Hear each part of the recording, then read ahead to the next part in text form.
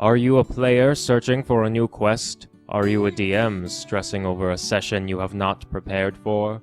Worry no longer, for this video is brought to you by RPG Stories and their latest Kickstarter, Treasure Hunting.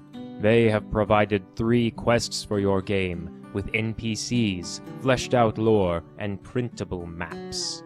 Each quest sends your players on a journey to discover legendary treasures and long-lost secrets, but beware, for you are not the only one searching for them. Each quest is fully integrated into their VTT and is compatible with any fantasy system such as Dungeons & Dragons or Pathfinder. Play it out in their original world of Moonstone, or make it part of your own. They have already reached many of their stretch goals, but the final goal remains. Should it be reached, then the world of Moonstone in its entirety will be open for all to explore. See their Kickstarter to begin your treasure hunting journey today. Link in the description. Hello everyone! So today I wanted to go over how fantasy races in D&D do romance. Obviously I wanted this to go up on Valentine's Day, but that just didn't happen. Hopefully I can still get this out by February. You know, month of love. It'll still count. I'm specifically going to talk about Elves and Dwarves, as those 2 races have a lot to talk about for how courtship is done in their cultures. I won't do other fantasy races because there's just so many, I can't fit them all into one video. Also, I won't do humans because, well, I'm a human, I assume you're a human too, and romance for D&D humans isn't really that different from human romance in any other setting, real world or fantasy. I should also say that none of what I say here should be considered canon. I did as much research as I could on the subject, but they differ between editions, so take it all with a grain of salt. Besides, D&D tends to leave minor cultural nuances like romance as something for the DM to worry about. Thankfully, I, like most nerds, love a good bit of world building. With that said, let's get started with the Elves. Now, to understand why elves pursue romance, you have to understand the elvish mindset. Elves are deeply in tune with their emotions. They feel joy, despair, and love more deeply than humans tend to, and for much longer. Their long lifespans and natural curiosity mean that love fascinates them. They really want to feel it, truly. However, elves also crave freedom, and sharing one's whole life with another, like in marriage, is to give up a part of that freedom. Because of this, elves fear falling in love just as much as humans do, if not more so.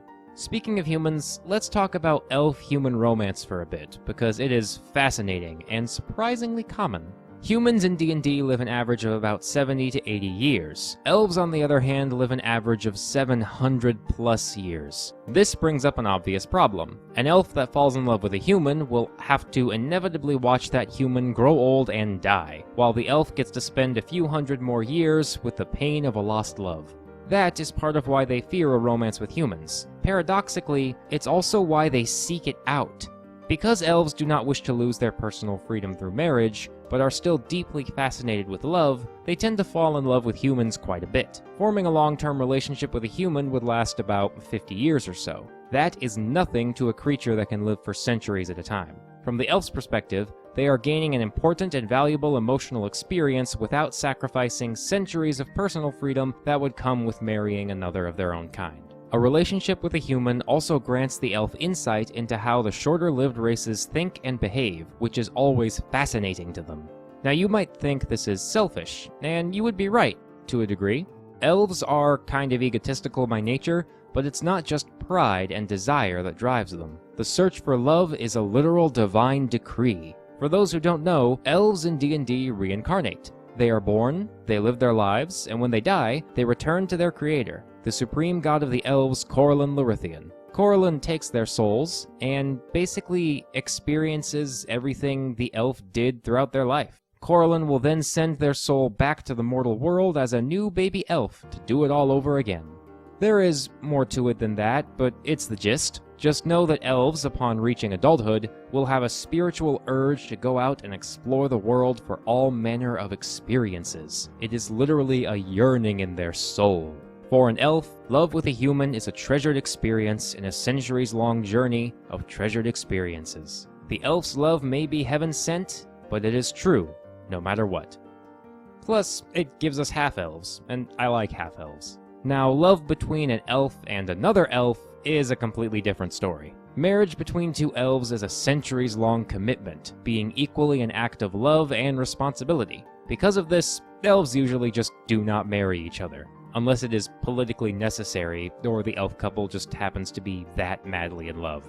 Romance between elves takes the form of light flirtations and long-term dalliances between multiple parties. They bring gifts of flowers, works of art to one another, they write songs and poems, they perform plays for each other. Basically, elves prefer wooing to long-term relationships. Romance is a game, and the elves love to play it. This results in several differences between elf and human culture, but the most striking one is children born out of wedlock. There is no stigma for this in elvish society, because marriage between elves is just that rare. And besides, to an elf, all life is precious, especially the lives of other elves. But what about when elves do decide to marry each other? How does that work?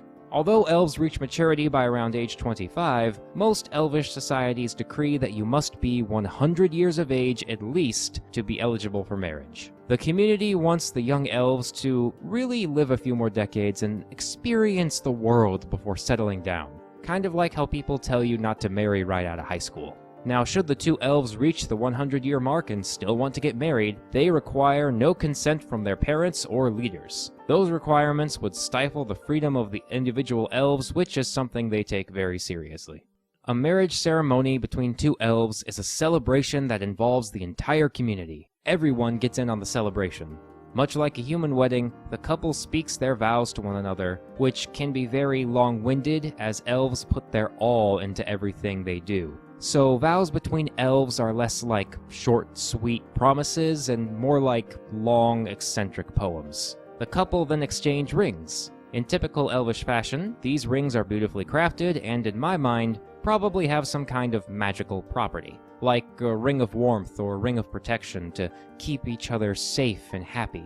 The ceremony is officiated by a cleric of Hanali Selene, the elvish goddess of love, who will bless the union.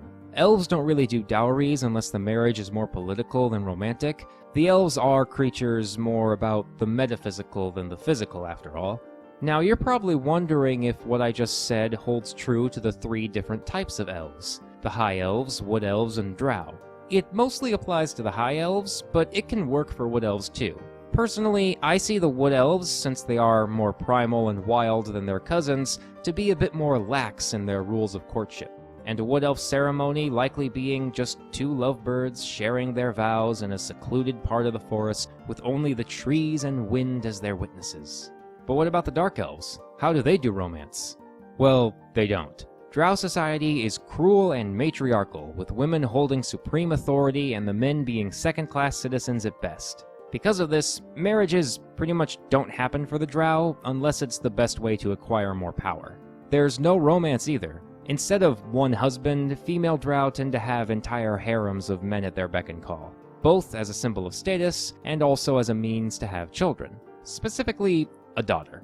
If you are one of these male dark elves and you father a daughter, good news for you. Your status within drow society will go up a bit. Better food, more privileges, you might even get your own servants. If you father mostly sons, however, then your status drops. This varies greatly between noble houses of dark elves, but any way you slice it, romance is dead in the Underdark.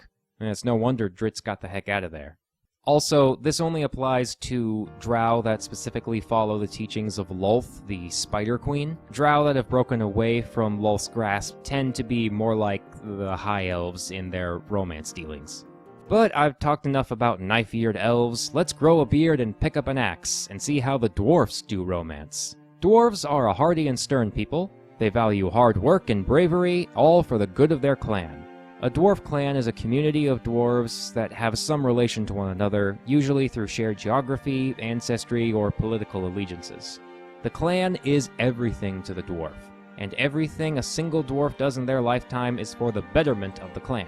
This includes love and marriage. Now, dwarves are capable of love, but they just don't show it. The concept is very different for them. Dwarves do not just fall in love head over heels like humans or elves might. They march into love, slowly and deliberately, with the same determination that they do everything else in life. Most dwarves will not experience romantic love until they're 40, and most won't even get married until they're 60, if they get married at all.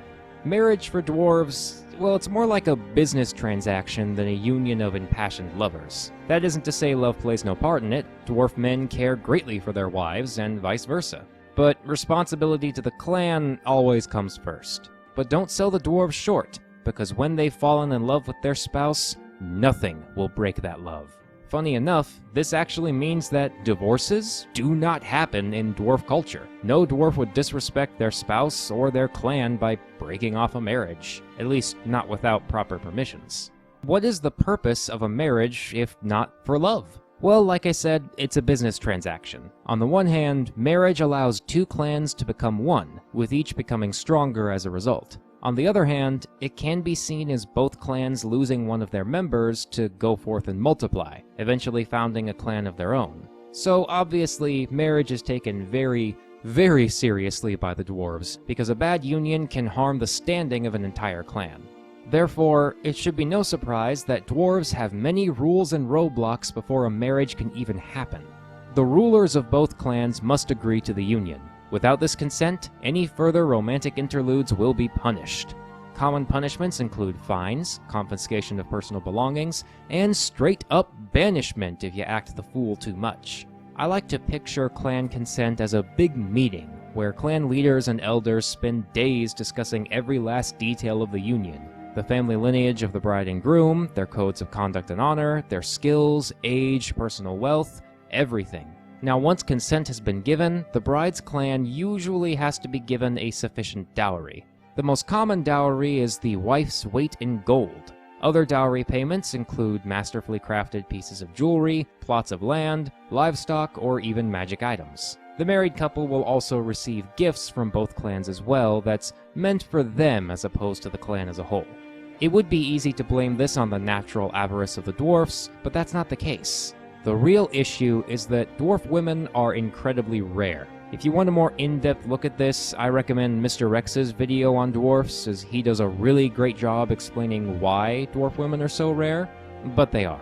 Something like a ratio of 1 dwarf female to every 4 or 5 dwarf males, or something crazy like that. If you know population statistics, you know that is a real problem. What's worse is that not every dwarf is capable of having children. Add on this the average lifespan of 350 years for the stunted folk, and the fact that dwarves do not give birth to more than 1 child at a time, then you can begin to understand why a clan would not give away one of their precious daughters without hefty compensation and guarantee of her safety.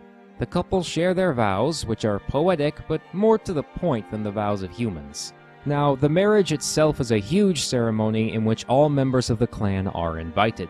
Dwarves have a strong inclination towards religion, so the ceremony is always held at a shrine. Usually, the shrine of Baranor Truesilver, the dwarf goddess of hearth and home. A cleric of Baranor will be present to bless the union. I personally like to add in as many dwarf gods as possible, seeing as how seriously the dwarves take their pantheon. I like to put in a cleric of Shardalar, goddess of fertility and love, and a cleric of Moradin, the chief deity of the dwarfs, who all bless the union in turn. The blessings are believed to make the bond between the married dwarfs unbreakable, and ensure the clan that their union creates to be prosperous and endure throughout the centuries. The couple will typically not exchange rings, but instead exchange personal mementos. Here's how I picture it. Each dwarf will forge their spouse something meaningful that represents them. For example, if the groom is a warrior, then he will forge an axe or sword to give to his bride. If the bride is a master of brewing alcohol, then she will forge brewer's tools to give to her future husband. This exchange of gifts is meant to signify that the couple are now a part of one another. But what about less serious things, like flirting? Does that happen in dwarf society? Well, yes and no. Flirting as we think of it, winks, nods, jokes, flowers, that just doesn't happen for dwarves. They're much too straightforward of a people, and stuff like that might be considered a waste of time. No, flirtation happens as grand gestures, forging your loved one an item of great beauty or use, and punishing those who have wronged your love interest. For instance, let's say you play a dwarf character who wants to romance a dwarf NPC. A lovely lassie with a beautiful family farm outside the city, and lots of goats. You then catch word that the farm of your love interest was just attacked by goblins the other night. Setting out to kill these goblin raiders and return any stolen goods to the farm would be a most romantic gesture indeed. After all, a grudge settled is super attractive to a dwarf. But what do you guys think? Do you agree with my takes on dwarf and elf romance? How would you do an elf or dwarf wedding in your games? Let me know in the comments below, and I'll see you next time. Cheers!